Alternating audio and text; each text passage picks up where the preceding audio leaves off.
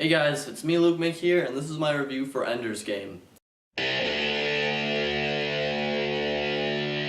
So Ender's Game is directed by Gavin, and he also directed X-Men Origins Wolverine, and that was not a good movie. Just a couple months ago, I really wasn't excited for this movie. I didn't think the trailers were that great. I mean, I do like Butterfield, Hailee, Steinfeld, and Harrison Ford, but I just didn't think the trailers made it look very good, and I hadn't read the book. But actually, just a month ago, I did read the book, as a matter of fact, and I'll explain that in a different video. You guys will see why I read the book.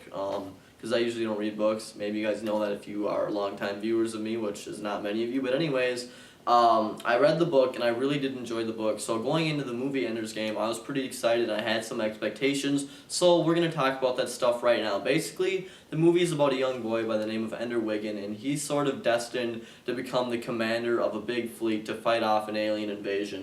Like 50 or 70 years ago, Earth was attacked by aliens, and they won, but just by a thread, and they are assuming that they're going to be attacked again. So what they do is the government gets together a bunch of kids, and they train them and try to turn them into these just mean leaders and killing machines to fight off against a future attack. And Ender Wiggin is a gifted one.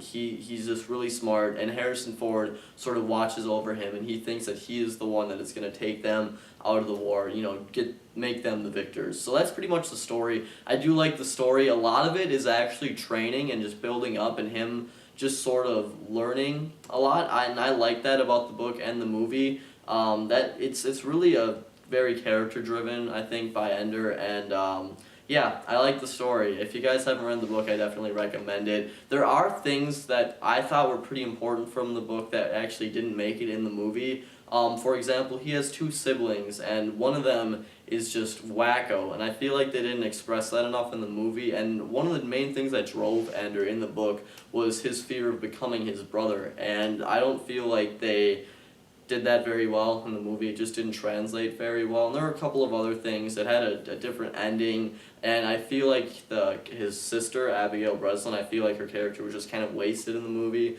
So those are a couple little nitpicks for me from being, I guess you could say, a fan of the book. But anyways, let's talk about the performances. I thought they were all really pretty good for the most part. Asa Butterfield was really good as Ender. I really believed him in his performance. Harrison Ford, I've always liked the guy. He was awesome as Colonel Graff. And Ben Kingsley as Mesa Rackham. That was pretty cool too. Hailee Steinfeld was good. Everybody in the movie was actually really good. And you meet a lot of different people along the way. And it was fun for me to see characters that I knew from the book make it in the movie. So, I don't know. I had fun with it because I read the book.